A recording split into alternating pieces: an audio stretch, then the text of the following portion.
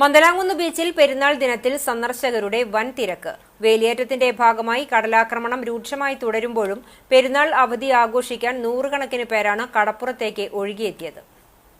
കുറച്ച് ദിവസങ്ങളിലായി തിമിർത്ത് പെയ്തിരുന്ന മഴയ്ക്ക് സ്വൽപ്പം ആശ്വാസം ഉണ്ടായതാണ് അപ്രതീക്ഷിത തിരക്കുണ്ടാകാൻ കാരണം.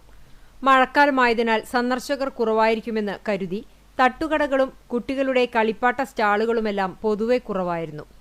കുട്ടികളുടെ പാർക്കിൽ സാമാന്യം ഭേദപ്പെട്ട തിരക്കാണ് ദൃശ്യമായത്. മുൻ വർഷങ്ങളിൽ മന്ദലാംകുന്ന് ബീച്ച് ഡെവലപ്മെന്റ് കമ്മിറ്റിയുടെ നേതൃത്വത്തിൽ ബീച്ച് ഫെസ്റ്റിവൽ നടത്താറുണ്ടായിരുന്നു. എന്നാൽ മഴക്കാലമായതിനാൽ ഈ വർഷം ഇതെല്ലാം ഒഴിവാക്കുകയായിരുന്നു. സമീപത്തെ പെരിയമ്പലം, അണ്ടത്തോട്, വെളിയങ്കോട് എന്നിവിടങ്ങളിൽ കൂടുതൽ തീരപ്രദേശങ്ങൾ കടലെടുത്ത സാഹചര്യത്തിലാണ് മന്ദലാംകുന്ന് ബീച്ചിൽ ആളേറിയത്.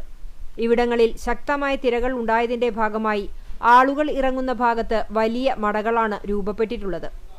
അപകടം സംഭവിക്കുകയാണെങ്കിൽ രക്ഷാപ്രവർത്തനം എളുപ്പത്തിൽ നടത്താൻ പ്രയാസമാണ്. എന്നാൽ മന്ദലാംകുന്ന് ബീച്ചിൽ കൂടുതൽ തീരപ്രദേശങ്ങൾ ഉള്ളതിനാലും വാഹനങ്ങൾ പാർക്ക് ചെയ്യുവാനുള്ള വിശാലമായ സൗകര്യവും ഇടതൂർന്നു നിൽക്കുന്ന കാറ്റാടി മരങ്ങളും സന്ദർശകർക്ക് കൂടുതൽ സൗകര്യത്തോടെ കടൽ കാണാനാകും. ഇത് കണക്കിലെടുത്താണ് സന്ദർശകരുടെ ഒഴുക്കുണ്ടായത്. അവധി ദിനങ്ങളിലും വിശേഷാൽ ദിവസങ്ങളിലും ഇവിടെ തിരക്ക് കൂടുതലാണ്. പട്ടം പറത്തിയും കടലിൽ കുളിച്ചും വിശാലമായ കളിസ്ഥലങ്ങളിൽ ഓടിക്കളിച്ചും പെരുന്നാൾ ദിനം ആസ്വാദകർ അവിസ്മരണീയമാക്കി.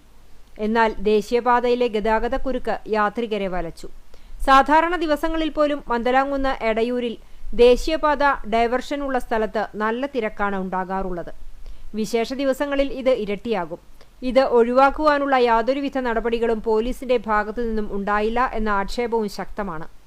വടക്കേക്കാട് പോലീസിന്റെ സേവനവും ബീച്ചിലുണ്ടെങ്കിലും ഇത്തരം ഗതാഗതക്കുരുക്കുണ്ടാകുന്ന സ്ഥലത്തുകൂടി പോലീസ് സേവനം ആവശ്യമാണെന്നാണ് വിനോദസഞ്ചാരികൾ പറയുന്നത്.